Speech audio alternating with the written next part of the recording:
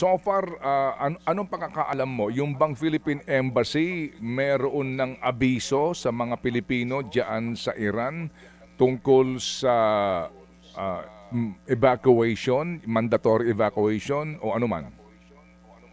Well, wala pa akong nag-mandatory pero voluntarily mayroon na.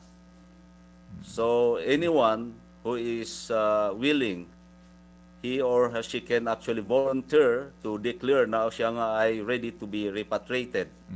So nandiyan ang embahada daw, they are ready to assist in that regard. Meron bang advisory din kung ano ang exit natin kung sakaling ang isang Pilipino ay gusto ng magbakwet at umalis mismo ng Iran? Yes, mayroon na. As of today, nalaman ko lang yan sa insiders ng ating embahada na yes, may nakalaan na directive yata na program, ready na. Yung bang mga kababayan natin dyan, sa ngayon, meron ka ding alam na nagkusa na kagaya mo na nagsariling diskarte, ika mo nga?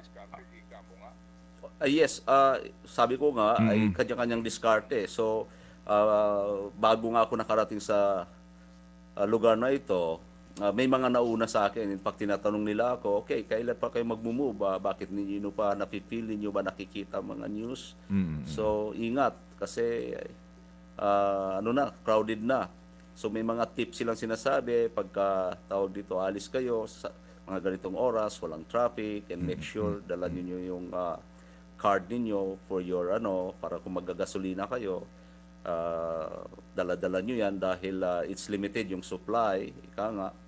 So yung mga ganong tulungan, yung mga ganong coordination between friends and mga gan. Oo. So nandito yung mga iba. Pero Okay. nung nag-travel kami, wala kaming kasabay. Nopar, ano ang estado mo dyan? Ikaw ay permanent resident na, Philippine passport holder ka pa rin? Yes, Philippine passport holder ako.